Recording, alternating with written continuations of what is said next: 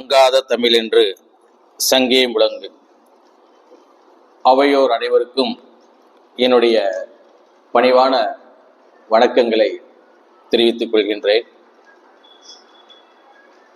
தமிழ் மொழி உலகிற்கெல்லாம் தொன்மையான மொழி. தமிழர்கள் உலக வரலாற்றில் தனித்த இடம் கொண்டவர்கள். அகம் புறம் என்று வாழ்க்கையை வகுத்து கொடுத்தவர்கள்.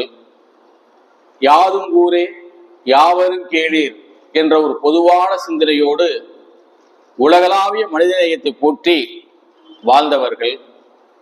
தமிழன் என்றோர் இனம் உண்டு, தனியே அவருக்கு ஒரு குணம் உண்டு என்று உலக வரலாற்றில் தமிழர்கள் தங்களை அடையாளப்படுத்திக் கொண்டவர்கள். மொழியில் வரலாற்றில் உலகிற்கெல்லாம் தாய்மொழியாக இருக்கக்கூடிய மொழி தாய்மொழி. இன்றைக்கு சிந்து சமவெளி நாகரிகத்தில் வருகின்ற தொன்ம குறியீடுகளும் தமிழகத்திலே தொல்லியில் கிடைக்கின்ற அந்த வரலாற்று சுவடுகளில் இருக்கின்ற குறியீடுகளும் ஒரே மாதிரியாக இருக்கின்றன. அப்படி என்றால் உலகம் முழுவதும் ஒரு அறநெறி சார்ந்த ஒரு நிர்வாகத்தை ஒரு குடையின் கீழ் நாம் ஆண்டிருக்கின்றோம் என்பதெல்லாம் நாம் பார்க்கின்ற போது பெருமையாக இருக்கின்றது. அதன் அடிப்படையில் இன்றைய தினம் சோழர்களுடைய நிர்வாகம், நான் வணிகல் துறை மாணவராகவும் மேலாண்மை துறையும் பட்டம் பெற்று மேலாண்மை துறை இயக்குநராக இருக்கின்ற காரணத்தினால் வாய்ப்பு கிடைக்கின்ற போதெல்லாம் தமிழ் இலக்கியத்தில் இருக்கின்ற நிர்வாகிகள் சிந்தனைகளை எல்லாம் என்னுடைய மாணவர்கள் எடுத்துச் சொல்வது உண்டு. காரணம், வெஞ்சர் என்று சொல்வோம் என்னுடைய அட்மினிஸ்ட்ரேஷன்ல. அந்த வினையே ஆடவர்க்கு உயிரே என்று உலகிற்கு முதலாக சொன்னவர்கள் தமிழர்கள். திரைகடலோடையும் திரவியின் தேடு என்று வாழ்ந்தவர்கள் தமிழர்கள். உலகெங்கும் வர்த்தகம் செய்து கடற்பயணத்தை மேற்கொண்டு கடல் பரப்பையும் ஆண்டவர்கள் தமிழர்கள். நிலப்பரப்பை மட்டுமல்ல, கடல் பரப்பையும் ஆண்டவர்கள் தமிழர்கள். இப்படி உலகெங்கும் வாணிகம் செய்த காரணத்தினால் உலகின் வர்த்தக மொழியாக நமக்கு தமிழ் தாய்மொழி. உலக வரலாற்றில் உலகின் வர்த்தக மொழியாக இருந்தது எது? தமிழ். அதனுடைய பெருமைகளை சொல்ல வந்திருக்கின்றேன். ஆதாரத்தோடு உங்களோடு ஒரு பகிர்ந்து கொள்கின்றேன், ஒரு கலந்துரையாடல் மூலமாக. இன்றைக்கு நிலை எப்படி இருக்கிறது அதையும் நாம் சிந்தித்து பார்க்கத்தான் இருக்கின்றோம். இதன் அடிப்படையில் தமிழர்களுடைய இந்த தொன்மையான நாகரிகம், பண்பாடு, கலாச்சாரம், வர்த்தக முறை, வியாபார முறை, நிர்வாகவியல் இவற்றையெல்லாம் தாங்கி பிடித்து உலகெங்கும் கொண்டு சென்றவர்களுடைய பெருமை சோழர்களுக்கு உரியது. ஒரு நீண்ட நெடிய ஆட்சி தமிழகத்தில் செய்தவர்கள். சேர, சோழ, பாண்டியர்கள், மூவேந்தர்களும் பங்காளிகள் தான். இவர் நாட்டை அவர் மீது போர் தொடுத்து வெற்றி பெறுவதும், வெற்றி பெற்ற பிறகு அங்க இருக்கின்ற கோட்டை கொத்தளங்கள் அழிப்பதும், பிறகு இவர் இங்கிருந்து இதெல்லாம் மாறி மாறி இருக்கும். அதே நேரத்தில் பார்த்தீங்கன்னா ஒரு காலகட்டத்துல பொண்ணு கொடுத்து பொண்ணு கட்டிட்டு இருப்பாங்க. இப்ப உறையூர்ல இருந்த சோழன் பார்த்தீங்கன்னா பாண்டியருக்கு பொண்ணு கொடுக்குறான், அவர்தான் மங்கையர்கரசியா வர்றாங்க. இப்ப இதையும் நடக்கும், ஆனா போரும் நடக்கும், அழிப்பு நடக்கும். அடையாளங்கள் இது மாதிரி நடந்த காரணம் நிறைய தமிழர்களுடைய அதிக ஆதாரங்கள், வரலாற்று துன்பங்கள்லாம் நிறைய அழைக்கப்பட்டும் இருக்கின்றன. அவற்றை நாம் வரலாற்றிலே பார்க்கின்றோம். அது நம்முடைய வீழ்ச்சி. ஒருவேளை அந்த காரணம் என்னவென்றால் அந்த வீரம், தன்னுடைய வீரத்தை நிலைநாட்ட வேண்டும். ஒண்ணு பக்கத்து நாட்டோட நிலைநாட்டணும், இல்லைன்னா வட இந்தியாவிலும் போகணும். வட இந்தியாவில் சென்றார்கள். சக்கரவர்த்தி கரிகாலன், சேரன் செங்குட்டுவன் சாதித்தார்கள். வட இந்தியா சென்று இமயமலையில போய் தன்னுடைய வெற்றி சின்னத்தை பொருத்தி விட்டு வந்திருக்கின்றார்கள். ராஜராஜ சோழனும் ராஜேந்திர சோழனும் கடற்பரப்பை கொண்டு தெற்காசிய நாடுகள் எல்லாத்தையும் வென்று எல்லா இடத்திலும் தமிழர்கள் கொடிய சோழனுடைய கொடியை பறக்க விட்டிருக்கின்றார்கள். இன்றைய தமிழர்கள், இன்றைய ஆட்சி, இன்றைய நிர்வாகம் எப்படி இருக்கிறது, உலக வர்த்தகத்தில் எப்படி இருந்தோம் என்பதையெல்லாம் சோழர்களுடைய நிர்வாகவியல் அடிப்படையில் சோழ மன்னர்களுடைய சாதனைகளை பற்றியும் நாம் பார்க்க இருக்கின்றோம். சோழர்கள் யார்? நிறைய வரலாற்று குழப்பங்கள் இருக்கின்றன. நம்மை பொறுத்தவரை தமிழகத்துடைய பெருமையை நிலைநாட்டியவர்கள், நாகரிகத்தை நிலைநாட்டியவர்கள், உலகெங்கு வர்த்தகத்தை நிலைநாட்டியவர்கள், வீரத்தை நிலைநாட்டியவர்கள் என்ற முறையிலே அவர்கள் மண்ணின் மைந்தர்களாகவே நாம் பார்ப்போம். அவர்கள் சோழர்கள், அங்கிருந்து வந்தவர்கள், இங்கிருந்து வந்தவர்கள் என்றெல்லாம் நாம் விவாதத்திற்கு செல்ல வேண்டாம். தமிழகத்தை ஆண்டிருக்கின்றார்கள், அத்திப்பூ மாலைக்கு உரியவர்கள், சோழ வளநாட்டை ஆண்டவர்கள். உலக வரைபடத்தில் காவிரி கர்நாடகா குடகுமலையில் இருந்து காவிரி பூம்பட்டினம் வரை ஒரு 350 கிலோமீட்டருக்கு அங்கிருந்து மேலிருந்து அந்த சமவெளி இறங்கிட்டு இருக்கும். இவ்வளவு பெரிய மிகப்பெரிய ஒரு விளைச்சல் நிலம் உலகத்துல வேற எங்கேயும் கிடையாது. அதான் சோழ நாடு, அதுதான் பொன்னி நாடு, பொன்னி வளநாடு. அது மட்டுமல்ல, வருடத்தில் 365 நாட்களும் விவசாயம் செய்யலாம், தமிழகத்திலே உழைக்கலாம். எந்த நாட்டுக்கு இது பெருமை கிடையாது. திடீர் மழை, பனி, கடும் வெப்பம் இதெல்லாம் இருக்கும். ஆனா தமிழகத்தில் காவிரி டெல்டா பகுதியில் 365 நாட்களும் வருடம் முழுவதும் மனிதனுடைய வாழ்வியலுக்கு உகந்த இடம். தட்பவெப்பநிலை சீராக இருக்கும். மிகப்பெரிய கடுங்குளிரோ கடும் வெப்பமோ கடும் மழையே கிடையாது. 365 நாள் விளைநிலங்களை விளைவித்தார்கள். மிளகு, அகில், சந்தனம், தேக்கை அனைத்தையும் விளைவித்தார்கள். அத்தனையும் ஏற்றுமதி செய்தார்கள். அத்தனையும் தங்கமாக மாற்றினார்கள். இதுதான் நம்முடைய முன்னோருடைய சாதனை. அந்த சாதனையை தான் நாம் பேச வந்திருக்கின்றோம். சரி, இந்த அத்திப்பூ மாலை சூடுகின்ற சோழர்களுக்கும் எங்களுக்கும் ஒரு தொடர்பு உண்டு. நானும் ஒரு சோழ பரம்பரை என்று சொல்லிக் கொள்வதில் பெருமை கொள்கின்றேன். எங்கள் ஊர் மான்பிடி மங்கலம். மான்பிடி மங்கலம் என்பது மாவடி மங்கலம், பெருமாளோட பெரிய திருவடி. யார் இந்த பெருமாள், யார் இந்த மன்னர் ரெங்கநாதர் என்றால், திருவரங்கத்து அடுத்த கரையில நொச்சியம், அங்க ஸ்ரீரங்கராயபுரம் ஒரு ஊர் இருக்கு. ஸ்ரீரங்கநாதன் ஆண்டபுரம். ஸ்ரீரங்கத்தில் இருக்கின்ற ரங்கநாதர் கருவறையிலே வீரசைனத்தில் இருக்கின்றார். 2 கரங்களை ஏந்திருக்கின்றார். நெத்தியிலே சூரிய புத்திரை இருக்கும். அதை மறைத்து அவர்கள் நாமம் போட்டு இருப்பார்கள். அவர் மன்னர் ரெங்கநாதர். அந்த பகுதி ஆண்ட மன்னன். ஆனால் பெரியமாளுடைய அடியார், பெருமாளுடைய அவதாரம் அவர் மன்னர் ரெங்கநாதர். அவருடைய திருவடி இருந்த ஊர் மாவடி மங்கலம். அந்த கோயில் இருக்கா சார்? இருக்கு. சங்ககால கட்டிடம். 2000 ஆண்டுகளுக்கு முன்னாடி, 2000 அந்த கருவறை கட்டுமான சுவர் அகண்ட செங்கல் கல்லோட அது திடல் அப்படியே மாடி மரத்துல இருக்கு. அந்த கோபுரம் கவிழ்ந்து அதுக்கு மிக மேல ஒரு ஆலமரம், அரச மரம், பெரிய மரமா வளர்ந்துருக்கு. அந்த கோபுரத்துக்கு மேல இன்னைக்கு எங்க ஊர்ல இருக்கு. அந்த சிலை எங்க சார் இருக்கு அப்படின்னா, மாதவ பெருமாள் கோயில்ல இரட்ட மண்டபம்னு ஒன்று இருக்கும். அது ரோட்டு மேல ஒரு சிவன் கோயில் இருக்கும். அது மூலையில ஒரு சாக்குல சுத்தி அது பெருமாள் சிலை வச்சிருக்காங்க. கிட்டத்தட்ட அது திருப்பதியில் இருக்கிற மாதிரி ஒரு அற்புதமான பெருமாளுடைய விக்கிரகம். இப்படி கோயில் அழிக்கப்பட்டு அந்த சிலை அங்கே இன்னும் 2000 ஆண்டுகளுக்கு மேலான ஒரு பெருமாள் சிலை பாதுகாக்கப்பட்டு இருக்கிறது. அதற்கு பிறகு அந்த தீவு உருவாகிறது. உலகத்திலே பாத்தீங்கன்னாக்க முக்கொம்பில் இருந்து கல்லணவரில் ஒரு மிக அற்புதமான தீவு காவிரியில் உருவாக்கப்பட்டு காவிரி கொள்ளிடத்துக்கும் இடையிலே அரங்கநாதன் உறங்கி கொண்டிருக்கின்றார். அவருக்கு ஆரம்பட்ட சில கோயில்கள் சிறிதாக இருந்தாலும் மன்னர் திருமங்கை ஆழ்வார், ஏன்னா மன்னரோட கோயில் கட்டுவது மன்னர் தான் வரணும். மன்னர் திருமங்கை ஆழ்வார் வந்து அதை கோட்டை இடத்திலே கட்டுகின்றார். அவருக்காக வேடுபறி நிகழ்த்துகின்ற போது அந்த நிலத்தில் தங்க குதிரையிலே பெருமாள் வந்து நிற்பார். எப்படின்னா மன்னருடைய அலங்காரத்தில் இருப்பாரு. அந்த தங்க நிலத்தில் இருக்கிற குதிரையை சுற்றிப்பதுன்னா, ஒரு மன்னர் வேட்டைக்கு செல்கிற போது என்னென்ன ஆயுதங்கள் இருக்குமோ எல்லா ஆயுதமும் தங்க குதிரையில் இருக்கும். மன்னர் திருமங்கை ஆழ்வாரை வேடுபறி நிகழ்ச்சியில் ரெங்கநாதர் மன்னர் ரெங்கநாதரா இருப்பார். 2 மன்னர்களும் சந்திக்கக்கூடிய நிகழ்ச்சி தான் அந்த வேடுபறி நிகழ்ச்சி.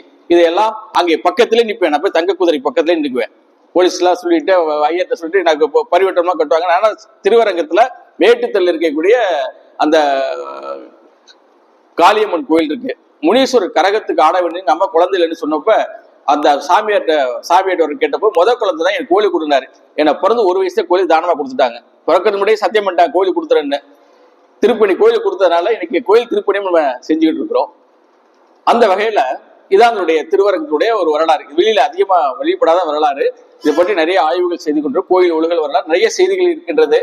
2000 ஆண்டுகளுக்கு முன்னாடி அவர்கள் யார் பூசை செய்தார்கள், யார் அந்த கோயிலை காவல் காத்தார்கள், யார் கட்டினார்கள், இன்றைக்கு யார் அந்த கோயிலை அனுபவித்துக் கொண்டிருக்கிறார்கள், யார் அந்த கோயிலை நிர்வாகம் செய்து கொண்டிருக்கிறார்கள், அந்த ஆரியப்பட்ட வாசலுக்கின்ற கற்பனசாமி சிலை யார் ஒழித்து வைத்திருக்கிறார்கள் எடுத்துக்கொண்டு போய் நிறைய விஷயங்கள் இருக்கு. அது நம்ம இப்ப பேச போறது இல்லை.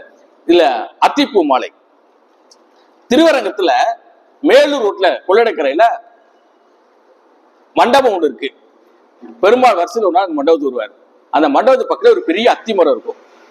வருடத்துல ஒரு நாள் நாங்க எல்லா பங்காளிகளையும் சேர்ந்து அந்த அத்தி மரத்துக்கு கூட ஆடி மாசத்துல பூஜை பண்ணுவோம், அத்தி மரத்தை வணங்குவோம். காரணம், நாங்கள் சோழர் படைத்தளபதியில் சோழர்களோடு இருந்த காரணத்தினால் அவர் அத்திப்பூ மாலை அணிந்ததினாலும் அந்த அத்தி மரத்தை இன்று வரையும் தெய்வமாக வணங்கி கொண்டிருக்கிறோம். பல்லாயிரக்கணக்கான பெருமையான பெரிய அத்தி மரம் வருஷத்துனால போய் வணங்கிட்டுவோம். எங்களுடைய குலதெய்வம் கோயில் திருவரங்கு மான்படி பக்கத்துல குங்காயி அம்மன் கோயில் இருக்கும், வராகி பீடம். அதுல காவல் தெய்வம் அத்தியடி நீலமேக கருப்பணசாமி. அந்த கருப்பணசாமி பேர் என்ன? அத்தியடி நீலமேக கருப்பணசாமி. அந்த அத்திமரத்தை பதுவாக கொண்ட கருப்பணசாமி. அந்த அத்திமர காவல் தெய்வம் தான் எங்களுக்கும் காவல் தெய்வம். இன்று வரை அந்த அத்திமரத்தை தான் நாங்கள் வணங்கி எங்கள் காரியத்தை துவங்குகின்றோம். அப்ப அந்த சோழர்களோட எங்களுடைய நெருங்கிய ஒரு நட்பு, அதனுடைய அடிப்படையில, அந்த உறவின் அடிப்படையில இந்த நிர்வாகவியல் சோழ பேரரசை பற்றிய சாதனைகள் எல்லாம் உங்களிடத்துல பதிவு செய்கின்றேன். நம்முடைய முன்னோர்கள் எப்படிப்பட்ட பெருமைக்கு உரியவர்கள் என்று பார்த்தால், மிகப்பெரிய ஒரு பெருமைக்கு உரியவர்கள். அவர்கள் பல சாதனைகளை செய்திருக்கின்றார்கள். அவையெல்லாம் நமக்கு தெரியாமல் இருந்திருக்கலாம். இப்போது நான் அடையாளப்படுத்துகின்றேன். சிவில் இன்ஜினியரிங் இன்னைய படிப்புல என்ன சொல்றாங்க எல்லாரும்? Civil engineer. சிவில் இன்ஜினியர் என்ன? மிகப்பெரிய கோயில், கோட்டைகள், பாலங்கள் கட்டுவது. அப்ப அன்றைக்கு சிவில் இன்ஜினியர் தெரியாமலா தஞ்சை பெரிய கோயில் கட்டியிருப்பார்கள், மதுரை மீனாட்சி அம்மன் கோயில் கட்டியிருப்பார்கள், திருவரங்கன் அரங்கநாதர் கோட்டையை கட்டியிருப்பார்கள். நம்முடைய தாயுமானவர் கோட்டையிலே அந்த சிவலிங்கம் அபிஷேகம் செய்யும் பளபளப்பாக இருக்கும். உத்து பார்த்தாலும் நம்ம முகமே தெரியும் சிவலிங்கத்துல. அப்படி ஒரு கருப்பு கிரானைட்கள்ல வடிவமைச்சிருக்காங்களே. இதெல்லாம் இப்படிப்பட்ட ஒரு பாலிசி எப்படி செஞ்சிருக்க முடியும் 2000 வருஷத்துக்கு முன்னாடி? அப்படி என்றால் இப்படிப்பட்ட ஒரு கட்டுமான தொழில்நுட்பத்திலும் நாம் முன்னோடியாக இருந்திருக்கின்றோம். நாம் எப்படி இருந்திருக்கிறோம்? முன்னோடியா இருந்திருக்கிறோம். இதான் civil engineering. Chemical engineering. Chemical engineering தெரியாம ரசவாதம் பண்ணிருக்க முடியுமா? மூலிகை வண்ணம் செய்திருக்க முடியுமா? தமிழர்கள் மூலிகை வண்ணங்கள் மூலம் எண்ணற்ற ஓவியங்கள் வைத்திருக்க. இன்னைக்கு சித்தனவாசல் ஓவியம் இருக்குது, குடுமையான பாறை ஓவியங்கள் இருக்குது. அப்ப இந்த மூலிகை ரசவாதம் தெரியாம மூலிகை ஓவியங்கள் வரைஞ்சிருக்கிறோமே. அப்ப நமக்கு கெமிக்கல் இன்ஜினியரிங் தெரியாமல இருந்திருக்கும். கெமிக்கல் இன்ஜினியரிங் உலகிற்கு ஃபாதர் ஆஃப் கெமிக்கல் இன்ஜினியரிங்னா அதுவும் தமிழர்கள் தான். ஃபாதர் ஆஃப் ஏரோ டெக்னாலஜி அது யாரு? தமிழர்கள் தான். கோள்களை ஆய்வு செய்திருக்கின்றார்கள். நவ கோள்களுடைய பெருமையை சொல்லியிருக்கின்றார்கள். பஞ்சாங்கத்தில் சொல்றான், இப்ப 6 கோள் ஒரே நேர்கோட்டில் அது பஞ்சாங்கத்தில் போட்டிருக்கான். இந்த தேதியில் இந்த கோயில் 6 கோயிலும் ஒன்னா வரும். இப்ப அன்னைக்கு வந்துட்டு வானியல்ல இப்ப வானியல் பத்தி அதிகமான ஆய்வுகள் செய்திருக்கின்றோம். ராமாயணத்துல ராவணன் விமானத்துல சீதையை கவர்ந்து சென்றான், விமானம் வச்சிருக்கான் ராவணன். அப்ப ஏரோ டெக்னாலஜி யார் நம்ம இருக்கோம்? ஃபாதர் ஆஃப் ஏரோ டெக்னாலஜி தமிழர்கள்.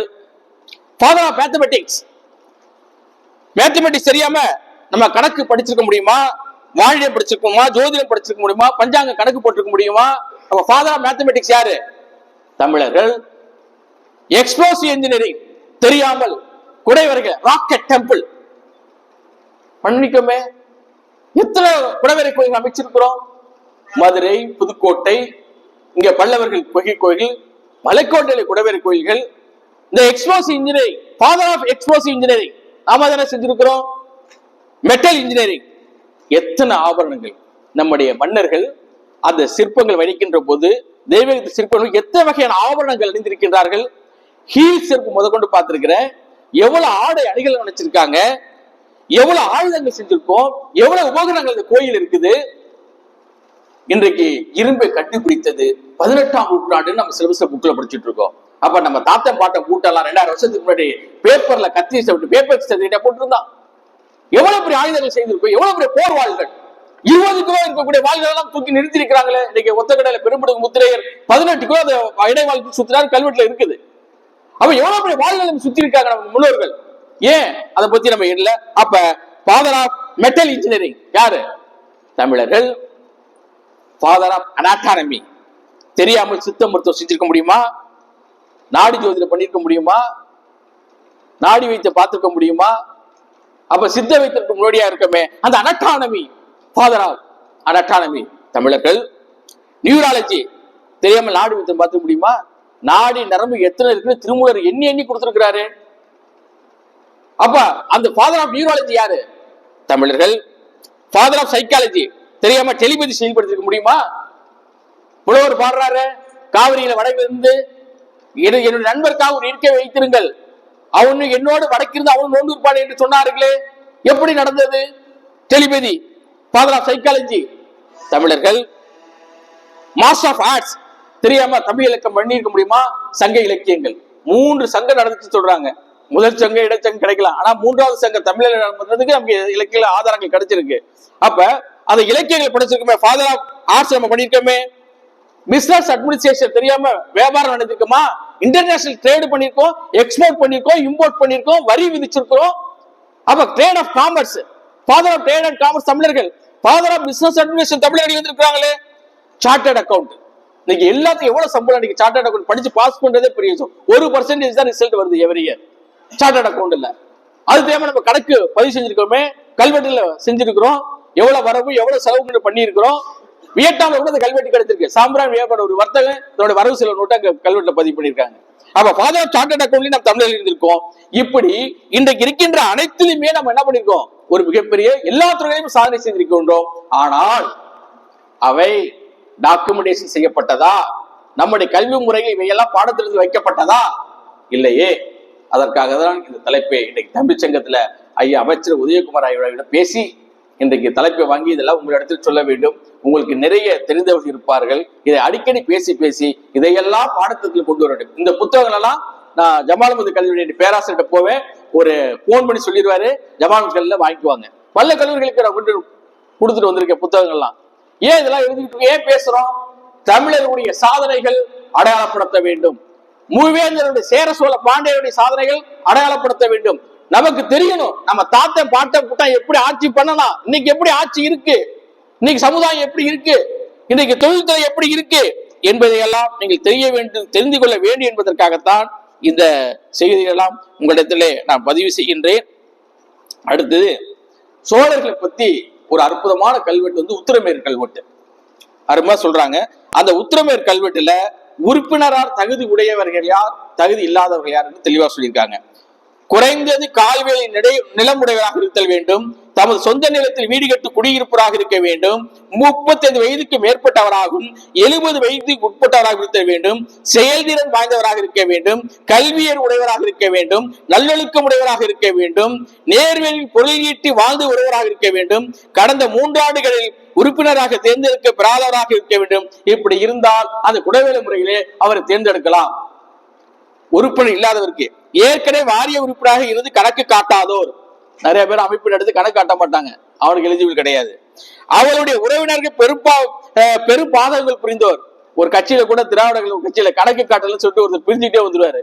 அவர் நடந்திருக்கு பாருங்க, எப்படி எல்லாம் நடந்திருக்கு. தகுதியற்றவர்கள், கணக்கு காட்டாதவர்கள், உறவினர்கள் பெரும் பாதகம் செய்தவர்கள், கூடா நெட்புறவால் கெட்டு போனோர், பிறர் பொருளை கவர்ந்தோர், கையூட்டு வாங்கியவோர், ஊருக்கு துரோகம் செய்தோர், குற்றம் புரிந்து கழுதை மேல் ஏறினோர், கள்ள கையெழுத்திட்டோர், இவர்களெல்லாம் உறுப்பினராவதற்கு தகுதி இல்லை. சோழர்கள் உத்திரமேர் கல்வெட்டுல பதிவு செஞ்சிருக்காங்க. இப்ப நீ அரசியல்வாதியில தேர்ந்தெடுக்கிறீங்களே, இந்த வேட்பாளர்ல தகுதியை பாருங்க. நம்ம முன்னர் எப்படி ஆட்சி செஞ்சிருக்கா, எப்படி நிர்வாகத்தை நடத்திருக்காங்கன்னு. உறுப்பினர்களை உழவரையத்தின் போது குடும்பம்னு சொல்லுவான். 30 குடும்பம். அது குடும்பம் பார்த்தீங்கன்னா ஒரு ஓலையில பேர் எழுதி 30 குடும்பம் ஓலையில போடுவாங்க. அது ஒரு பானையில போட்டு குலுக்கி இளம் பாலகனை கூப்பிட்டு அதை எடுக்க சொல்லுவாங்க. அவன் தான் அந்த குடும்பம்னு சொல்லிட்டு அந்த தலைவராக வருவாங்க. அது ஊர் நிர்வாகத்தை பாதுகாப்பாங்க. இப்படி எல்லாம் உத்திரமேர் கல்வெட்டு சொல்லி சபை கூடும் காலமும் வாரிய உறுப்பினை கொண்டது மகாசபை. ஊரின் மன்றத்திலேயோ குளக்கரையிலேயோ மரத்தின் அடியிலேயோ கோயில் மண்டபத்திலேயோ கூடியது. சபை கூடும் நேரத்தையும் முரசறிவிக்கணும், இல்ல பறை அறிவிச்சு அறிவிக்கணும். பகல் நேரத்துல சபை கூடும், இரவு நேரத்துல விளக்கரிச்சா அது செலவு அதிகம் சொல்லிட்டு பகல் நேரத்துல கூடியிருக்காங்க. இப்ப நீங்க கோயில் எதுக்கு சார் கேட்பீங்க? கோயில் அன்றைய தினம் செக்ரட்டரியேட், நிர்வாக சபை, கோயில்ல தான் எல்லாமே நடக்கும். கோயில் அங்கே பெருவெள்ளம் பெருகின்ற போது மக்கள் பாதுகாப்பாக இருப்பார்கள். உணவு தானியங்கள் பாதுகாப்பா இருக்கும். கலசத்திலே உணவு தானியங்கள் பாதுகாப்பா இருக்கும். 12 ஒரு முறை பெருவெள்ளம் பஞ்சம் ஏற்பட்டா 12 வருஷத்துக்கு அப்புறம் கலசத்தை உணவு தானியங்கள விதைகளை மாற்றி வைப்பார்கள். வெள்ளத்துல எல்லாம் அழைச்சிட்டு போனா கூட அந்த கடைசி இருக்கிற விதைகளை கொண்டு அடுத்த முகத்தை உற்பத்தி செய்ய முடியும். இப்படி எல்லாம் அந்த கோயிலை உருவாக்கி கொண்டு பல நடைமுறைகள் எல்லாம் இருக்கு. அதுக்கப்புறம் பின்னாடி பகுத்தறிவு இவ்வளவு விஷயங்கள் பேசுறாங்க. ஒண்ணு இல்ல சார், திருவரங்க கோயிலுக்கு போங்க.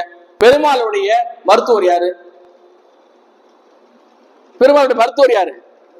தன்வந்திரி பெருமாள். அந்த இடம் எப்படி இருக்கு கோயில்ல? ஒரு 4 அடி உயரத்துல இருக்கா? ஏன் வச்சாங்க? பெருமழை வெள்ளம் வந்தா நோயாளிகள் அங்கதான் இருப்பாங்க, அங்கதான் வைத்தியம் நடக்கும். அதனால தளத்துல இருந்தா வெள்ளம் போய் நோய்களை பாதிக்கிறதுக்காக அங்க பெருமாளுக்கு மட்டும் வைத்தியம் இல்ல, பெருமாளுக்கும் பெருமாளுடைய பக்தர்களுக்கும் அடியார்களுக்கும் அவர் தான் வைத்தியர். அங்கதான் வைத்தியர் உட்கார்ந்துட்டு அந்த சாமியை சாட்சியை வச்சுட்டு வைத்தியம் பார்ப்பார், மருந்து கொடுப்பார். இப்ப நம்ம ஆஸ்பத்திரி கட்டிட்டு வந்துட்டோம், அதுக்காக அதை உயரமா வச்சுக்கிறாங்க. அப்ப ஏன் இந்த இடம் தாழ்ந்திருக்கு? ஏன் தன்வந்திரி பெருமாள் ஒரு திண்ணை கட்டி அதுக்கு மேல கொண்டு வச்சிருக்காங்கன்னா அங்குதான் நோயாளிகள் படுத்திருப்பார்கள், அங்கதான் ட்ரீட்மெண்ட் நடக்கும். ஒரு வாரம் அங்க வச்சு படுக்க வச்சு ட்ரீட்மெண்ட் பண்ண என்ன பண்ணும்? சமாதானத்தை வச்சிருந்தா 1000 கட்டத்தை தண்ணி உள்ள போயிடும், இது உயரமா வச்சிருப்பாங்க. இப்படி எல்லாம் நடந்த விஷயங்கள் எல்லாம் மறைக்கப்பட்டது. அதே மாதிரி சபைக்குரிய பணியாளர்கள் அவருடைய கடமைகள்லாம் என்னங்கிறதுனா, சபை உறுப்பினர் பணிகளை நிறைவேற்ற மத்தியஸ்தன், காரணத்தான், பாடிகாப்பான், தண்டுவான் போன்றவர்கள் இருந்தார். மத்தியஸ்தன் கூட்ட முடிவுகளை எழுதுபவன், காரணத்தான் என்பவருக்கு கணக்கு எழுதுபவன் என்று பெயர். பாடிகாப்பான் என்பவர் ஊரில் கலகம் திருட்டு நிகழாது காப்பவன் பாடிகாப்பான், காவக்காரன் சொல்றோம் இல்லையா, அவனை பாடிகாப்பான் சொல்லுவோம். தண்டுவான் என்பவருக்கு தண்டனைகளை நிறைவேற்றுபவன். இவர்கள் சபையிடம் ஊதிய பெற்று வரி புரிந்தார்கள். இந்த நிர்வாக சபை இருக்கக்கூடிய முடிவுகள் எல்லாம் செயல்படுத்துறாங்க இல்லையா, இதெல்லாம் பிரிச்சு கொடுத்து அவர்கள் ஊதியத்துக்காக பணியாற்றுகிறார்கள். வருவாயின்னு பாத்தீங்கன்னாக்க சோழ பேரரசுக்கு ஏகப்பட்ட வருவாய், அதாவது நிலவரிகள், அப்புறமேட்டு பாத்தீங்கன்னாக்க பண்டங்கத்துக்கான வரி, ஒரு வேலி நிலத்துக்கு இவ்வளவு என்று வசூலிக்கப்பட்ட வரி, நாடாட்சி வரி, ஊராட்சி, வட்டி, நாளி, பிடாநாளி அல்லது வண்ணாப்பாறை, குசக்கானம், நீர்க்கூலி, தறிப்புடவை, தரகு பாட்டம் என்று 400 வகையான வரிகள் வரிசை செய்திருக்காங்க நிர்வாகத்தில்.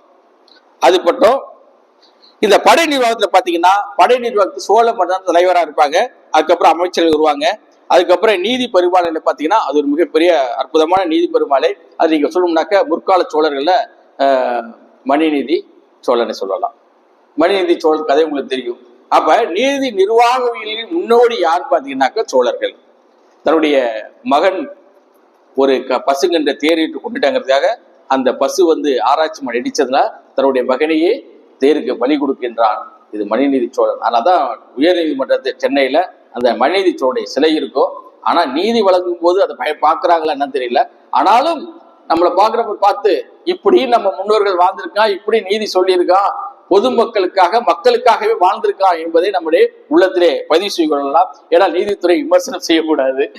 அடுத்ததாக தமிழக வரலாற்றை பொறுத்தவரையும் முற்கால சோழர்கள் கிமுல இருந்து நம்முடைய சோழர்கள் வர்றாங்க. சக்கரவர்த்தி கரிகாலன், அந்த ஒரு சங்க கால சோழர்கள் சிபி சக்கரவர்த்தி அந்த புறாவுக்கு அதனுடைய சதையவே ஏன்னா ஒரு 5 விலங்குகளுக்கும் நீதி சொல்லியிருக்காங்க. மாடு பறவைகளுக்கெல்லாம் நீதி சொல்லி இருக்கிறார்கள். இன்றைக்கு மனிதர்களுக்கு நீதி சொல்லதான் இன்னைக்கு நீதியரசர்கள் நீதியும் இல்லை. இப்படியெல்லாம் நம்முடைய முன்னோர்கள் வாழ்ந்திருக்கின்றார்கள். நம்முடைய முற்கால சோழர்களிலே ஒரு பெருமை மிக்க ஒரு மன்னன் ஒருத்தர் எடுத்துக்கோ, நிறைய இருக்காங்க, இருந்தாலும் நம்ம ஒரு மணி நேரத்துல சொல்ல இருக்கிறதுனால சக்கரவர்த்தி கரிகாலன் எல்லாருக்கும் நம்ம தெரிஞ்சது. சக்கரவர்த்தி கரிகாலனுக்கு இந்த நிர்வாகவியலுக்கு என்னன்னா, நிர்வாகவியலுடைய முன்னோடி என்னாலே அது சக்கரவர்த்தி கரிகாலன் தான். அது மாற்று கருத்தே கிடையாது. தமிழகத்துடைய டெல்டா பகுதியை பொன்னி வள நாடு என்று மாற்றிய பெருமை சக்கரவர்த்தி கரிகாலனுக்கு உண்டு. அவன் மிகப்பெரிய ஆளுமை கொண்டவன். அவன் இள வயதிலேயே நீதி பரிபாலனை, ஃபாதர் ஆஃப் ஜட்ஜ்மெண்ட் அப்படின்னா சக்கரவர்த்தி கரிகாலன் தான். எப்படி 2 முதியவர்கள் அவைக்கு வர்றாங்க, இவன் சின்ன பையனா இருக்க, இவன் எங்கடா நீதி சொல்ல போறான்றான். மறுநாள் சொல்றான் நீ நாளைக்கு வாங்க அப்படிங்கிறான். மறுநாள் ஒரு வயதான தோட்டத்தை உட்காந்துருக்கா சக்கரவர்த்தி கரிகாலன் நீதி சொல்றாங்க. அந்த பிரச்சனையை தீர்த்து வைக்கிறான். 2 பேரும் அந்த முடிவை ஏற்றுக்கொள்கிறார்கள். அதுக்கப்புறம் தான் அந்த தன்னுடைய விக்க கலட்டுறான். அப்ப உலக வரலாற்றுல தலைக்கு முதல் விக்க வச்சது யாரு? as per documentation சக்கரவர்த்தி கரிகாலன். இன்னைக்கு இங்கிலாந்து நீதி அரசர்கள் தலையில என்ன வச்சிருக்காங்க? அதே சக்கரவர்த்தி கரிகாலன் வெள்ளை நரமுடி வச்சிருந்த சுக்கு இருக்கு இல்லையா, அதை தான் வச்சிருக்காங்க. ஏன் வச்சிருக்காங்கன்னா, அப்ப உலகத்தில் இருக்கக்கூடிய வெள்ளக்காரனுக்கு எப்படி நீதி சொல்லி கொடுத்தவன் யாரு? சக்கரவர்த்தி. சார் 2000 வருஷத்துக்கு முன்னாடி தமிழ்நாட்டு நடந்த ஒரு விஷயம் பிரிட்டிஷ்காரருக்கு எப்படி சார் தெரியும் அப்படின்னா, கல்லணையை கட்டினது யாரு? மேட்டு சக்கரவர்த்தி கரிகாலன். அதோட ரிப்போர்ட்டை ஆர்தர் காட்டன் இங்கிலாந்து பார்லிமெண்ட்டுக்கு அனுப்புறான். அப்போ கேட்கிறான், அந்த அணை கட்டினுடைய பர்சனாலிட்டியோட லைஃபை பத்தி சொல்லி அப்படிங்கிறான். உடனே இவர் எல்லாத்தையும் டிஸ்கஸ் பண்ணி என்கொயரி பண்ணி எழுதுறாரு. சக்கரவர்த்தி கரிகாலனுடைய லைஃப் அச்சீவ்மெண்ட் எல்லாம் எழுதி அவன் இது மாதிரி இளவை இப்படி எல்லாம் தலையில விற்க வச்சுதான் நீதி சொல்லி நீதியை காப்பாத்திருக்கணும். அவன் சட்டம் போடுறான். இனி இங்கிலாந்து நீதிபதி நீதி சொல்பவர்கள் எல்லாரும் தலையிலே விக்கு வைத்துக் கொண்டுதான் நீதி சொல்ல வேண்டும். இந்த ரிப்போர்ட் கொடுத்தது ஆர்தர் காட்டர். அதுக்கப்புறம் தான் அமௌண்ட் வாங்குறான் இங்கிலாந்து கட்டி அந்த கல்லணையை வந்து பாதுகாப்பு பண்ணி மேல குதிரை வண்டி எல்லாம் போறதுக்கு அந்த பாலம். ஏன்னா அதுக்கு முன்னாடி அன்சைஸ்டா இருக்கும். அதோடைய கலிங்குளா அணைக்கட்டுன்னு பேரு. உலக வரலாற்றில் முதலாக கலிங்குளா அணைக்கட்டை ஓடு நீரில் அமைத்தவன் தான் சக்கரவர்த்தி Karikalan, father of civil engineer. நீ இப்ப பாடத்துல சிவில் இன்ஜினியர் சப்ஜெக்ட் ஹிஸ்டரி எழுதுனா இன்ஜினியரிங்ல ஃபாதர் ஆஃப் சிவில் இன்ஜினியர் கேட்டா சக்கரவர்த்தி கரிகாலன் தான் சொல்லணும். அதான் பாடத்துக்கு அதுதான் தமிழக அரசு கொண்டுட்டு வரணும். அதுக்காக நம்ம போராடிக்கிட்டு இருக்கிறோம். ஓடும் நீர்ல பெரிய பெரிய பாறைக்கற்களை வைத்து 2 பாறையை ஒட்டுவதற்கு மூலிகை சார்ந்தாலான களிமண்ணை பயன்படுத்தி இருக்கிறான். அதுக்கு ஏதோ ஒரு மூலிகை ரசாதம் பண்ணிருக்காங்க, அதெல்லாம் நம்ம கண்டுபிடிக்கணும். போய் அந்த உள்ள நோண்டே 2 பாறைக்கு இடையில அந்த மூலிகை வந்து இப்ப இன்னைக்கு வந்து நம்ம கெமிக்கல் லேப்ல கொடுத்தோம்னா என்ன மூலிகை பேஸ்ட் பண்ணா களிமண் 2 பாறை ஒரு பாறை வைப்பா, யானை கொண்டு போட்டுரும், தண்ணி அரிச்சுட்டு போய் கீழே இறங்கும். அதுக்கு மேல இந்த பேஸ்ட் வைப்பா, அதுக்கு மேல அடுத்த பேரை தூக்கி வைப்பா, அது அப்படியே இறங்கிட்டே இருக்கும். எந்த காலகட்டத்திலும் இன்னும் 10,000 ஆண்டு ஆனாலும் கல்லணை அப்படியே தான் இருக்கும். ஆனா நாம கற்ற அணைக்கட்டு தடுப்படை கொள்ளடத்துல கட்டிச்சு 3 மாசத்துல முதல் வெள்ளத்துல அடிச்சுட்டு போயிடுச்சு. இதுதான் நம்ம மாடல் ஆட்சி. உடையாத அணைக்கட்டு நடத்தினா அது சோழர்களுடைய ஆட்சி, நம்முடைய தமிழர்களுடைய ஆட்சி வச்சுக்கோங்க. கட்ட உடனே போச்சுன்னா அது இப்போ உள்ள மாடல் ஆட்சி. அது பேர் சொன்னா தமிழர்களுக்கு சொல்லக்கூடாது, பலருடைய மனசு பாதிக்கும். ஏன்னா பல பேரு ஒண்ணு இல்ல, ஒரு அமைச்சர் திருச்சியிலங்க ஒரு கரும்பு கொடுக்குறாருங்க, கொள்ளையட கொடுத்தல் உயர்ந்தென்று அது எதிர்கொள்ளேன் அதிலும் உயர்ந்தென்று ஈயன இறத்தல் இழிதென்று அதில் ஈயே என்று அது எதிரியே என்பது அதிலும் விழுந்தென்று. இவதாங்க தமிழர்கள், இவதாங்க அடையாளம். யார்கிட்டையும் கொடுக்குற பெருசு இல்லை, அதை வேணான்னு சொல்லிட்டு மறுத்துட்டு அவனை வாழ்ற அது பெரிய விஷயம். ஈனி இறந்ததுக்கு அப்புறம் ஒரு தரமாட்ட சொல்லப்பாரு, அது அதை விட பெரிய விஷயம், அவமானம் அப்படி சொல்லுவாங்க. அப்படி உழைத்து வாழ்ந்த தமிழன் பொங்கலுக்கு 100 ரூபாய் காசுக்கு 2 கிலோமீட்டர் நிக்கிறாங்க. அவர் ஒரு ஆசிரியர் அமைச்சர் வீட்டுல ஒருத்த கரும்புக்கு 3 கிலோமீட்டர் நிக்கிறாங்க. விழுப்புரத்துல ஒரு அமைச்சர் வீட்டுல 50 ரூபாய் வாங்குறதுக்கு 2 கிலோமீட்டர் நிக்கிறாங்க. இந்த நாடு உருப்படுமா? இந்த தமிழனா நம்ம தமிழர்கள் எப்படி இருந்தான், எப்படி ஆட்சி நடத்தினான்? ஏன்னா மலேசியா, பர்மா, தெற்காசிய நாடுகள், சிங்கப்பூர்னு எல்லா நாடுகளுக்குமே பாய்மர படகுங்க, வெறும் பாய்மர படகு. வடகிழக்கு தென்கிழக்கு பருவக்காற்றை அடிப்படையாக கொண்டு பாய்மர படகை துணை கொண்டு மிளகு, அகில், சந்தனங்கள், காவிரி நதியை சக்கரவர்த்தி இரு பக்கம் கரையை கட்டி நீரை வேளாண்மை செய்து கல்லணையை கட்டி நீரை பிரிச்சு கொடுத்து விவசாயம் பண்ண வச்சு விவசாயிகிட்ட வேலையை வாங்கி அதையெல்லாம் உற்பத்தி பண்ணி அதுக்காக உறையூர் தலைநகரத்தை எங்க மாத்துறாரு? பூம்புகார். எதுக்காக மாத்துறாரு? எக்ஸ்போர்ட் பண்றதுக்காக. தமிழர்களுடைய பொருளாதாரத்தை செழிப்படை செய்ய வேண்டும், உலக வல்லரசராக தமிழர்கள் வர வேண்டும், இங்கே செழிக்கின்ற வேளாண் பொருட்களை உலக நாடுகளிடம் ஏற்றுமதி செய்ய வேண்டும், அதை நிர்வாகம் செய்ய வேண்டும் என்பதற்காக தன்னுடைய தலைநகரத்தை பூம்புகாருக்கு மாற்றி உலக வரைபடத்துல தமிழர்களை கொண்டு நிறுத்தினால சக்கரவர்த்தி கரிகாலன். நாமளும் பார்த்தால் தலைநகரம் மாத்துறான். எதுக்கடா மாத்திரன்னா அதுல ஒரு 10,000 கோடி, அதுல ஒரு 50% 5,000 கோடி கட்சிக்கு வந்துடும், அதுக்காக தலைநகரம் மாத்துறீங்களாம்.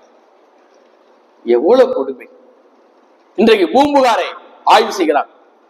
வெளிநாட்டுக்கிற லண்டன்ல இருந்து ஒரு இறங்கி வந்து ஆய்வு செஞ்சுட்டு பூம்புகார் நகரம் உலகில உள்ள மூழ்கி கிடக்கு, 2000 ஆண்டு வரலாறு, இவ்வளவு கட்டடங்கள் இருக்கு அப்படின்னு தன்னுடைய ரிப்போர்ட்டை கொடுக்குறான். அதை இந்திய தொலைக்காட்சிகள் ஒளிபரப்பு செய்ய முடியாதுதான். ஏன்? தமிழருடைய பெருமை வெளியே தெரிஞ்சிருமா? ஏன்னா வேற மாதிரி நம்முடைய வரலாறு எழுதி வச்சிருக்கிறான். அவங்க உடனே வெளிநாட்டுல போய் அந்த வீடியோவை டெலிகாஸ்ட் பண்றான். ஒரு சில தமிழறிஞர்களும் போர்க்கு கொடுத்தாங்க, அத பூம்புகாரை அகழாய்வு செய்யப்பட வேண்டும் என்று. அப்படியேதான் இருக்கு. பூம்புகார் அகழாய்வு செய்தால் வடநாட்டு போயிட்டு வந்தாலும் சக்கரவர்த்தி கரிகாலன் வடநாட்டு மன்னர்கள் நவரத்ன போர் பந்தல் கொடுத்தான். அதெல்லாம் எங்க இருக்குது? பூம்புகார்ல என்ன இருக்கு? நீ செலவு பண்ணா அதை விட பல மடங்கு தங்கம் உள்ள பூம்புகார்ல இருக்குது, எடுத்துக்கலாம். புத்தர் விகாரம் இருக்குது, தங்கத்தால செய்யப்பட்டது. பல வைர வடிவங்கள் அந்த புதைஞ்சு கிடக்கு, எடுத்து செலவு பண்ணிக்கலாம். அவ்வளவு விஷயங்கள், நம்முடைய தொல்லியல் சான்றுகள் எல்லாமே பூம்புகார்ல புதைந்து கிடக்கின்றன. அவையெல்லாம் தோண்டி எடுக்கப்பட வேண்டும். தோண்டி எடுத்தா சக்கரவர்த்தி கரிகாலனுடைய பெருமை. அப்ப நீதி பரிபாலன், ஃபாதர் ஆஃப் ஜட்ஜ்மெண்ட் யாரு? Chakravarthi Karikalan. Father of civil engineer Chakravarthi Karikalan. Father of water management Chakravarthi Karikalan. எங்க? கொடகு மலையிலிருந்து பூம்புகார் வரையில் கரை கட்டுறான். வடநாட்டு மன்னர்கள் எல்லாம் பிடிச்சிட்டு வர்றான். எதுக்காக போறாங்க வடநாட்டுக்கு? பெருமைக்கா போனா அங்க போய் கையல் சின்னத்தை குறிச்சிட்டு எல்லா மண்ணையும் படகு கொண்டு வர்றான். பத்தல இலங்கைக்கு போறான். 50,000 சிங்களர்களை கைதியா கொண்டு வந்து அணைய கட்டுறான், கரையை கட்டுறான். அவன் வைத்த ஊருக்கு பேர் தான் அரசன்குடி. அரசன்குடி வச்சு அந்த கல்லணையுடைய பெல்ட்ல இருக்கும். அந்த அணை கட்டும் போது கல்லணையை டைவெர்ட் பண்ணிருப்பான். அரசன்குடி பக்கத்துல ஒரு பெரிய பெல்ட் இருக்கும், தண்ணி போன இன்னைக்கு இருக்கும், அதோடைய அடையாளங்கள் இருக்கும். அங்க அரசன்குடினே ஒரு ஊர் இருக்கு. அங்கதான் அரசன் உட்கார்ந்து அணையை கட்டுறான். அவன் வணங்கின காளி இன்றைக்கும் அங்க கரையில இருக்கு. அவன் கட்ட சிவன் கோயில் இன்னும் இருக்கு. அதான் போய் நீங்க பார்க்கலாம். ஒரு தெய்வ நம்பிக்கை அவர்களுக்கு. ஒரு பணியை தொடங்கும் போது கொற்றவை பிடாரி காளி கோயிலை அமைத்து அதை வணங்குற அந்த காளியும் இன்றைக்கும் கல்லணையில அரசன்குடியில் ரோட்டு மேலேதான் இருக்கு. ரொம்ப சின்னதா இருக்கும். அதுல தபை சிவம் இருக்கும். ரோட்டு மேலே அனாதையா கிடக்குது, மண்ணுக்குள்ள இருந்துச்சு. நான் தான் கொஞ்சம் தூக்கி நிமித்தி வச்சுட்டு வந்திருக்கேன். தபை வழிபாடு சங்ககால தமிழர்களுடைய உண்மையான தாய் தெய்வ வழிபாடு. பெண்களை தெய்வமாக வழங்கியவர்கள், பெண்களை மட்டுமே வழங்க வேண்டும் என்பதை குறுக்களாக கொண்டார்கள். தாய்வழி சமூகத்தை உலகிற்கு முதலில் உணர்த்தியவர்கள் தமிழர்கள். அதையும் சக்கரவர்த்தி கரிகாலன் நினைக்கிறார். அந்த தவ்வை வழிபாடும் அந்த சிலையும் ரோட்டு மேல ஓரமா கிடக்கும். இப்படிப்பட்ட துன்பங்கள் எல்லாம் சக்கரவர்த்தி கரிகாலனுடைய இது. அவரை பத்தி தனியா கூட பேசலாம். நிறைய விஷயங்கள் இருக்கு. என்னென்ன மன்னர்களை வென்றார்கள், எங்கெங்க இதெல்லாம் ஆட்களை கொண்டு வந்து எப்படி எல்லாம் கட்டினாங்க, அவருடைய நிர்வாகவியல் என்ன, அவருடைய சாதனைகள் என்பதையெல்லாம் பார்க்க வேண்டும். யாராருக்கும் மணிமண்டபம் கட்டுறோம், யாராருக்கும் பாரத ரத்னா விருது கொடுக்குறோம், எல்லாம் இதெல்லாம் யாருக்கு செய்யணும்? சக்கரவர்த்தி கரிகாலன். இன்னைக்கு நம்ம சாப்பிட்ற சாப்பாடு சக்கரவர்த்தி கரிகாலன் போட்டு அவன் மட்டும் இந்த எக்ஸ்போர்ட் தானியங்களை எக்ஸ்போர்ட் பண்ணி உலகெங்கு இருக்க தங்கத்தை கொண்டுட்டு வந்து அந்த தங்கத்தில் தான் இவ்வளோ சிவன் கோயில், கோட்டை, கொத்தளங்கள், குடைவரை கோயில் எல்லாம் வைக்கப்பட்டது. அதுக்கப்புறம் பிற்கால ஒரு சோழருடைய எல்லா சாதனைகளுக்கும் நிறைய செட்டிமார்கள் எல்லாம் நிறைய வியாபாரத்துக்கு சென்று பட்டினத்தர் கதை நீங்க படிச்சிருப்பீங்க. அயல்நாட்டில் சென்று அந்த தங்கத்தெல்லாம் கொண்டுட்டு வரதுக்கு எல்லாத்துக்கும் யாரு father of trade and commerce சக்கரவர்த்தி கரிகாலன் தான். உலக வர்த்தகத்திற்குரிய தந்தை என்றால் சக்கரவர்த்தி கரிகாலன். வியாபாரிகளுடைய காவல் என்றால் சக்கரவர்த்தி கரிகாலன். அது மட்டும் இல்ல, கடல் பரப்பி பாதுகாப்பு செய்து இந்த சோழர் படையில கடற்படை வீரர்கள் பர்மனன்ட் இருப்பாங்க. சில தீவுகள் இருக்கு இல்லையா, அவங்க எல்லாம் வந்து கூலிக்கு அமைத்திருப்பான். அந்த இப்ப தெற்காசிரியர்கள் கப்பல் போதுன்னா ஒவ்வொரு எல்லையில அங்கங்கே வீரர்கள் இருப்பாங்க. இந்த தீவுல இருந்து அந்த தீவுக்கு பாதுகாப்பா கூட்டி கப்பலை விடுறதா கடற்கொள்ளைகளுக்கு பாதுகாக்கிறது. மற்ற நாட்டுகள் எது கொள்ளையடிக்க, எனக்கு தானியம் போகுது, மிளகு, அகில், சந்திரம், எல்லா நாட்டுக்காரரும் கப்பலை பார்த்துட்டு இருக்கான். இதை கொள்ளையடிச்சோம்னா தங்கம் கொடுக்காம என்ன பண்ணலாம், வாங்கலாம் நினைக்கலாம். அதை பாதுகாத்து வியாபாரிகள் உற்ற தொழிலாக இருந்து அதை கொண்டு இறக்கி அங்கிருந்து தங்கமா வருது. அந்த தங்கத்துல தான் தஞ்சை பெரிய கோயிலுக்கு என்ன பண்ண பிற்காலத்துல தங்கை போர்வை, அது 500 யானையில பாலிகாப்பூர் படையினப்புல அவன் கொண்டு போயிட்டான். எங்கேயிருந்து வச்சு தங்கம் திருப்பி அவன் கொள்ளையடிச்சு எடுத்துட்டு போனான். ஆனால் சிவன் சொத்து குலநாசம் சொல்லுவாங்க. இது போன நாடெல்லாம் இன்னைக்கு வந்து மோசமா போயிட்டு இருக்கு, டவுன் ஆயிட்டு இருக்கு. அங்கெல்லாம் பயங்கரவாதம் எல்லாம் அழிஞ்சிட்டு இருக்கு. உழைச்சு வாழு சார். உழைக்கிற நோக்கம் உறுதியாயிட்டா கெடுக்கிற நோக்கம் வளராது, மனம் மேலும் கீழும் பொருளாதுன்னு தெளிவா பட்டுக்கொண்டே சொன்னார். இப்படி உழைத்து வாழ்ந்தவர்கள் தமிழர்கள். இன்னைக்கு இலவசம் எங்க கிடைக்குது நிக்கிறோம். மக்களை திருத்தினார்கள். இப்படித்தான் வாழ வேண்டும் என்று சொன்னார்கள். புரோகர் பெருமக்கள் இருந்தார்கள். திருவள்ளுவர், ஐயன் திருவள்ளுவர் இருந்தார். கல்லுண்ணாமை என்று ஒரு அதிகாரத்தை கொடுத்தார். மக்களை திருத்தினார்கள், அறநெறியில் வாழ்ந்தார்கள். அதனால்தான் 2000 ஆண்டுகளுக்கு மேலாக உலக வரலாற்றிலே தமிழ் சமுதாயம் என்று ஒரு சமுதாயம் இயங்கி கொண்டிருக்கின்றது. பல சமுதாய குழுக்கள் அழிந்து விட்டன, பல மொழிகள் அழிந்து விட்டன. ஆனாலும் தமிழ் இன்றைக்கும் இருக்கின்றது. இன்றைக்கு இணைய தமிழ், இன்டர்நெட், கோடிங் எழுதுற மணிக்கு தமிழ்ல இன்னைக்கு தமிழ்ல டைப் பண்றோமே. எல்லா காலகட்டத்துக்கு தமிழ் எப்படி போயிட்டு இருக்கு? இதுக்கெல்லாம் யாரு போட்டது? சோழர்கள். உலக அளவுல வர்த்தகம் பண்ணி அதனால எல்லா நாட்டுக்காரரும் என்ன பண்றான்? தமிழை படிக்க வேண்டும் என்று எண்ணுகின்றான், தமிழை போற்ற வேண்டும் எண்ணுகின்றான், தமிழுக்கு படிக்க தமிழ்நாட்டுக்கு வர்றான். இங்க இருக்கின்ற தமிழ் புலவர்களை வணங்குகின்றான். தமிழ் ஆசிரியர்களும் இந்த பாய்மர படங்கள் போய் எல்லா நாட்டுக்கும் தமிழை கொடுத்து விட்டாங்க. ஏன்னா பொருளை விற்கணும்ல, விற்குதலும் வாங்குவதற்கு லாங்குவேஜ் ரொம்ப முக்கியம். அதனால எல்லா நாட்டுக்கும் தமிழை படிக்கிறான். அதனாலதான் நீங்க உலக நாட்டுல எங்க போனாலும் தமிழர்களுடைய அடையாளம் அங்க இருக்கு. ஏன்னா நம்ம இங்க இருந்து போனவன் பல பேர் அங்க செட்டில் ஆயிட்டான். நீ ஜப்பான்ல போனாலும் தமிழ், நம்முடைய உரையுள்ள இந்த ஒரிசா பாடு சொல்லுவாப்புல, அற்புதமா ஆதாரத்தோடு சொல்லுவாப்புல. என்னென்ன நாட்டில் தமிழர்களுடைய அடையாளங்கள் இன்றைக்கும் இருக்கின்றது. உறவு முறைகளுக்கு பேரு, நாம் கும்பிடுற சாமி பேரு இல்ல இருந்து அந்த நாகரிக கலாச்சாரம் தமிழகத்தை பிரதிபலிக்கிறது என்று ஒரிசாவில் நிறைய ஆராய்ச்சி பண்ணி சொல்லியிருக்கிறாரு. காரணம் இலங்கைக்கு போனாங்க, எல்லாமே சக்கரவர்த்தி கரிகாலன் கொடுத்த பாதை. அவன் கடல்வெளி பயணம்.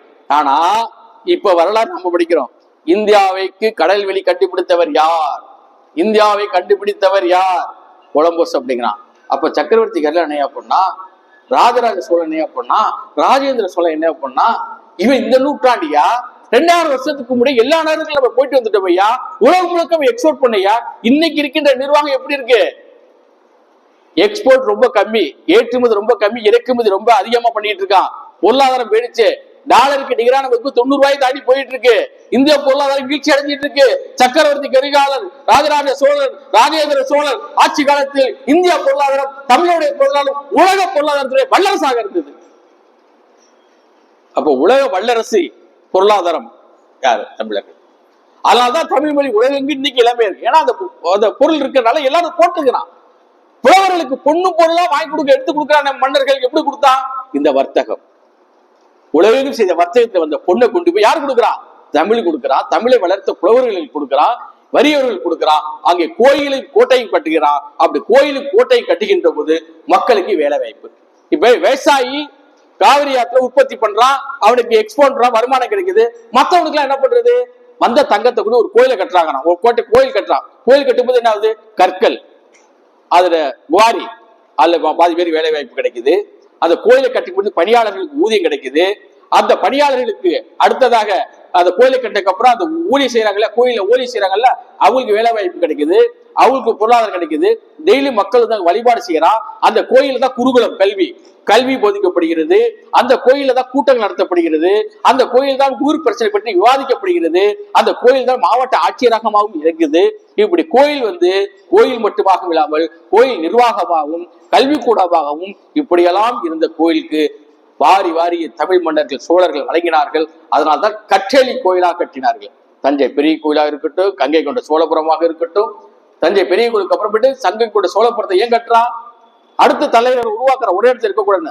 உறையூர்ல இருந்துச்சு, காவிரி கூப்பிட்டு போது சிதம்பரம் இருக்குது, அதுக்கப்புறம் மதுரை கொண்டு போறான். சோழர்கள் ஆட்சி விரிவடை மதுரையில் இருக்குது, காஞ்சிபுரத்துல துணை நகரம்.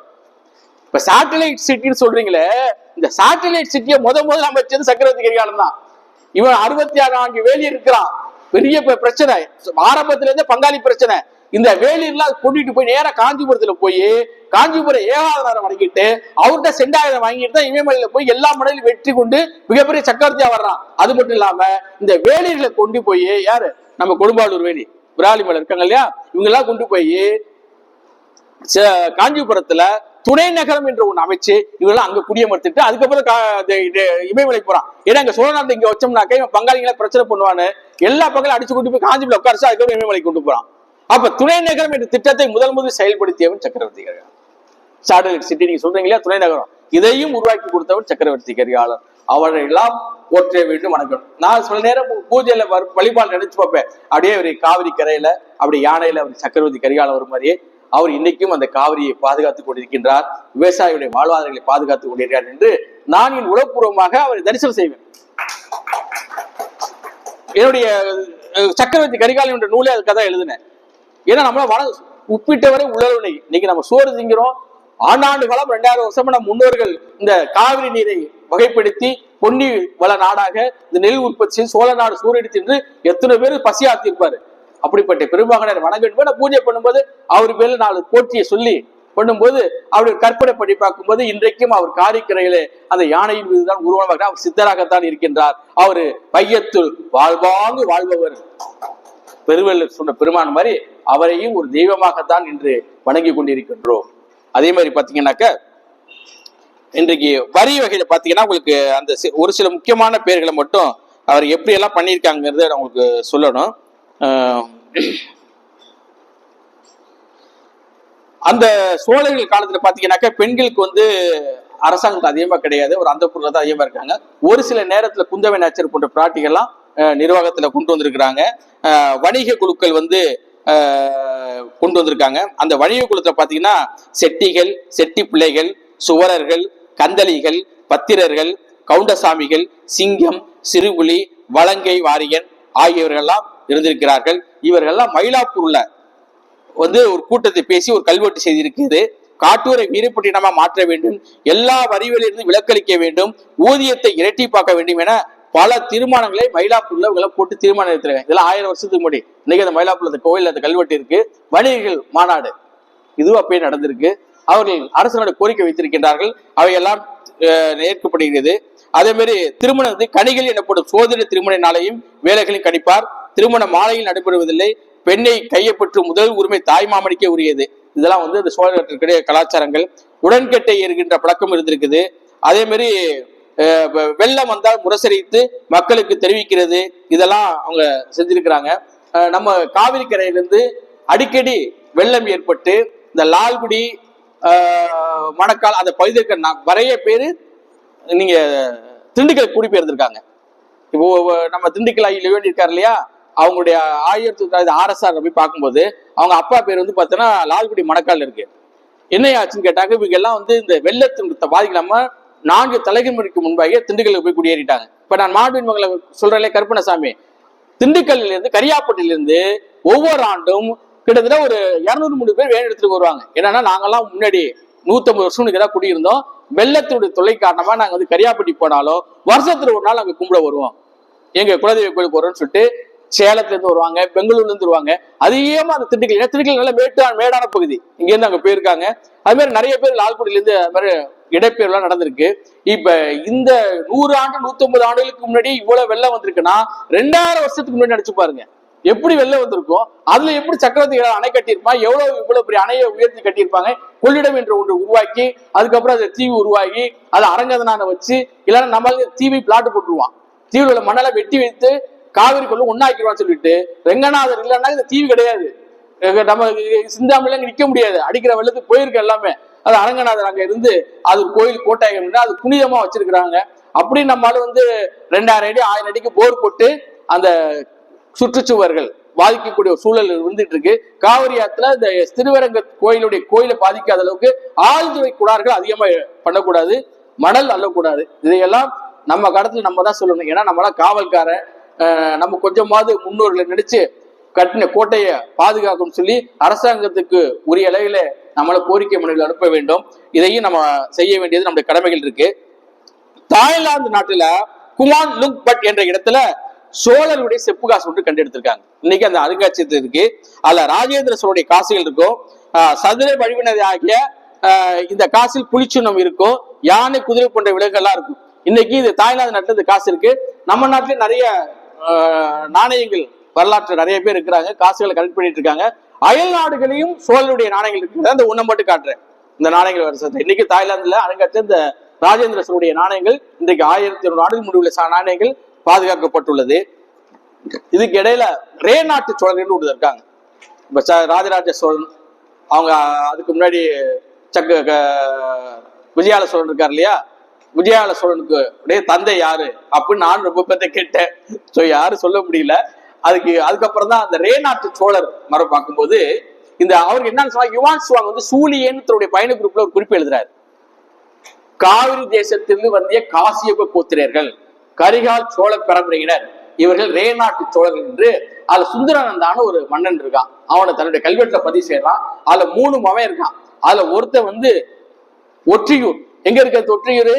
சென்னை திருவொற்றியூர். அதுக்கு பேரு ஒற்றியூர், ஒற்றியூரான் பேரு. ஒற்றியூர நாட்டான பேரு ஒற்றியூரான். அவனுடைய 2வது திருமணம் மதுரையில இருக்கிற பாண்டியம்மனுடைய இளவரசிய ஸ்ரீவல்லம்மாளை கல்யாணம் பண்றான். அவன் என்ன சொல்றான், ஸ்ரீவல்லம்மாளை கல்யாணம் கொடுத்துட்டு நீ காஞ்சில இருக்கின்ற பல்லவனை அடிடாங்கிறான். பொண்ணை கட்டிக்கிட்டான். காஞ்சி தலைவன் அடிக்கிறப்ப இறந்து போயிட்டான். அப்ப விஜயால சோழ 3 மாசம் கர்ப்பம். அவனை கொண்டாந்து தஞ்சாவூர்ல பாதுகாப்பா வைக்கிறாங்க, தஞ்சை அரண்மனையில. தஞ்சை கோன்னு ஒருத்தர் பேர், பெரும்பிடும் முத்திரை ஒருத்தர் அவர் பேர் தஞ்சை கோன்னு பட்ட பேர். தஞ்சையை முதலாக உருவாக்கியவர் தனஞ்சை என்ற முத்திரை மன்னனால தஞ்சாவூர் நகர் உருவாக்கப்பட்டு பாதுகாப்பான நகரம். அதற்கு முன்பாக சோழர்கள் உறையூர்ல இருந்து மூவாயி இங்க காலி கோபம் வந்துருச்சு, பல இடைஞ்சல்கள் வந்தனால இந்த உறையூர்ல இருக்கின்ற அரண்மனை இருக்கின்ற சோழர்கள் காவிரியுடைய தென்கரையில பயணமாகி திருக்காட்டுக்குழி முன்பாக நேமம் இப்ப சொல்லுவாங்க, அது பேர் திருடையோன், அங்க போய் கோட்டை அமைக்கிறாங்க. அந்த கோட்டையில கொற்றவை மாகாணத்து காலாப்பிடாரி அப்படின்னு ஒரு கோயிலை வைக்கிறாங்க. அந்த கோயிலுக்கு பெரும்பிடுகுமுத்திரர் பூஜை பண்ணிட்டு அந்த சாமிக்கு உகந்த பூ வாகைப்பூ. போருக்கு போகும்போது அந்த வாகைப்பூ சூடிக்கிட்டு தான் என்ன பண்ணுவாரு, போருக்கே போவார். அதான் நடிகர் விஜய் அவர்கள் தன்னுடைய மாநாட்டிலே அறிவித்தார்கள். அந்த திருக்கோயிலை எடுத்து நான் தான் இப்ப கட்டிக்கிட்டு இருக்கேன். ஒரு 5 கோடி ரூபாய் பட்ஜெட் போட்டு அந்த கோயிலை இப்ப கட்டிட்டு நேமத்துல அந்த இடமெல்லாம் பட்டா போட்டாங்க கோயில் இடத்த. இப்ப ஒரு சென்ட் 30,000 சொல்லிட்டு 100 சென்ட் இடம் பத்திரம் பண்ணியிருக்கேன். கொஞ்சம் கொஞ்சமா நாடு இறங்கி ஒரு 5 ஏக்கர் வாங்கிட்டு கற்றலி கோயில ஒரு 5 கோடியிலிருந்து 10 கோடி ரூபாய் கட்டுறதுக்கு தேவையான வேலைகள் செய்துகிட்டு இருக்கிறேன். கிட்டத்தட்ட இதுல ஒரு 30 லட்சம் ரூபாய் வசூல் பண்ணியிருக்கேன். கொஞ்சம் கொஞ்சமா அதை செஞ்சுட்டு இருக்கிறேன். ஏன்னா அந்த சோழர் பரம்பரையில பிறந்திருக்கேன். சோழருடைய காவலை கருப்பண்ணசாமியை வணங்குறேன். அப்ப வாராகிய வணங்குறேன். வாராகி வந்து சோழமருடைய காவல் தெய்வம் தஞ்சை பெரிய கோயில் கும்பிடுறோம். அப்ப அந்த அம்பாளுடைய அனுகிரகத்தினாலும் தெய்வத்துடைய அனுகிரகத்தினாலும் அந்த சக்கரவர்த்தி அனுகிரகத்தினாலும் அந்த கோயிலை போய் எடுத்து நான் கட்டிக்கிட்டு இருக்கேன். இந்தியாவிலேயே அகண்ட பாரதத்துல 1400 ஆண்டுகளுக்கு முன்பாக 1008 லிங்கம் வைத்து வணிகப்பட்ட இடம் நியமம். அதனால திரி நியமம்னு பேரு. அந்த 1008 லிங்கம்ல இவ்வளவு பெரிய லிங்கங்கள் உயரத்துல 3 லிங்கம் அந்த ஊர்ல இருக்கு.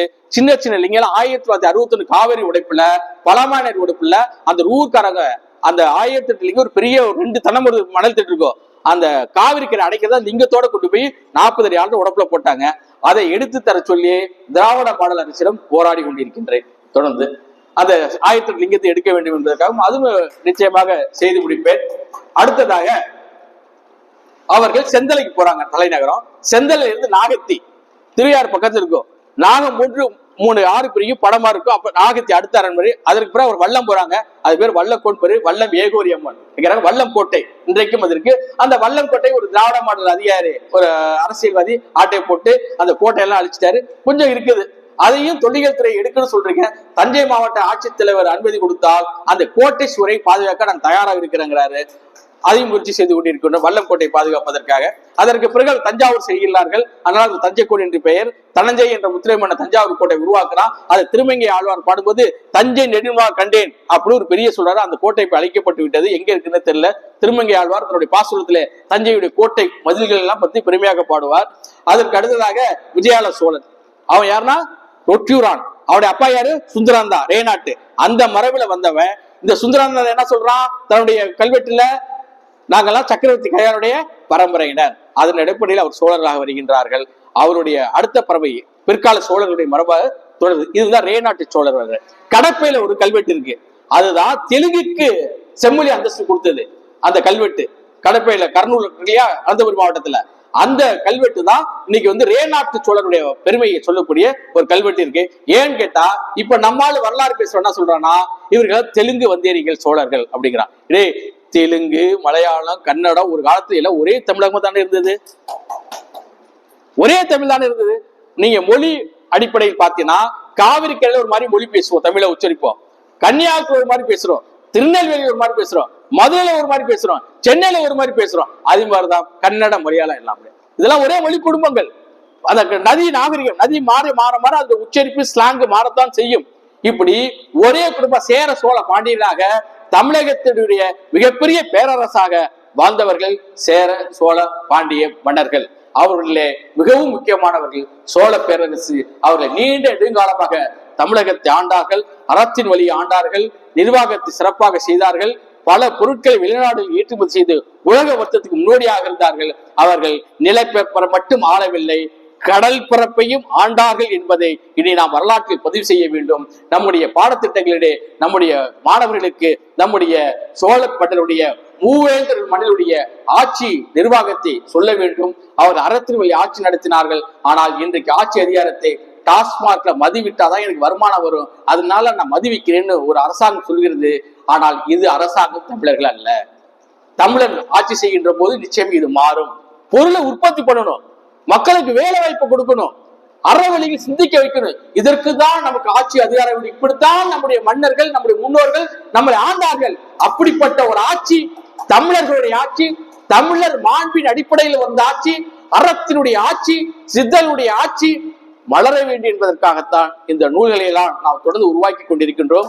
நிர்வாகிகள் சோழ பேரரசு, நிர்வாகிகள் சேர பேரரசு, நிர்வாகிகள் பாண்டிய பேரரசு என்ற பல நூல்களை நாம் உருவாக்கி கொண்டிருக்கின்றோம். இவையெல்லாம் நீங்கள் வாங்கி கொண்டு வருகின்ற இளம் தலைமுறையினருக்கு பிறந்த நாள் பரிசாகவோ கல்யாணத்துக்கு போகும்போது பரிசாகவோ கொடுத்து இதையெல்லாம் அவர்கள் சிந்திக்க வேண்டும். எதிர்காலத்திலே தமிழர்கள் உலகை ஆள வேண்டும். தமிழன் என்றோர் இனம் உண்டு, தனியே அவனுக்கு ஒரு குணம் உண்டு. அகம் புறம் என்று தம்முடைய வாழ்க்கையை வகுத்து அறநெறியில் வாழ்ந்தவர்கள். இப்படித்தான் வாழ வேண்டும் என்று வாழ்ந்தவர்கள். வெச்சி கரஞ்சை வஞ்சி காஞ்சி உறிஞ்சை தும்பை வாகை பாடாந்தனை என்று போர் நெறியை வகுத்தவர்கள், மனித நேயத்தை வளர்த்தவர்கள். யாரும் ஊரை யாவரும் கேளீர் என்று வாழ்ந்தவர்கள் இன்றைக்கு ஜாதி அடிப்படையில் நம்மளை பிரித்து வைத்திருக்கின்றார்கள். பல இணுக்குழுக்களாக பிரித்து வைத்துக் கொண்டு யாரோ ஒரு வந்தேரி, யாரோ ஒரு சுயநலவாதி, யாரோ ஒரு கொள்ளைக்காரன் நம்மளை ஆண்டு கொண்டிருக்கின்றான். இவையெல்லாம் எதிர்காலத்தில் மாற்றப்பட வேண்டும். தமிழன் காவிரி தண்ணி குடிச்சு காவிரி தண்ணியில வளர்ந்த ஒரு தமிழன் இந்த தமிழகத்தை ஆள வேண்டும். அவன் சக்கரவர்த்தி கரிகாலனுடைய பரம்பரையில் இருக்க வேண்டும், அவன் ராஜராஜ சோழனுடைய பரம்பரையில் இருக்க வேண்டும், ராஜேந்திர சோழனுடைய பரம்பரையில் இருக்க வேண்டும், அவன் உள்ளத்திலே சிபி சக்கரவர்த்தி இருக்க வேண்டும், அவன் உள்ளத்திலே மணிநீதி சோழனும் இருக்க வேண்டும் என்று சொல்லி வாய்ப்பு தந்த உங்களை எல்லாம் பாராட்டி வணங்கி விடைபெறுகின்றேன். அருமையான வரவேற்பு என்னுடைய ஆசிரியர்களுக்கும், நன்றியாளர்களுடைய ஆசிரியர்களுக்கும், தமிழ்ச்சங்க நிர்வாகிகளுக்கும் உங்களுடைய பொறுப்பாளர்களை வணங்கி மீண்டும் மலரட்டும் தமிழர் தேசம், மீண்டும் மலரட்டும் தமிழர் நல்லாட்சி ஆட்சி என்று சொல்லி வாழ்க சோழ பேரரசு, வாழ்க சோழ பேரரசு. அனைவருக்கும் நன்றி, வணக்கம்.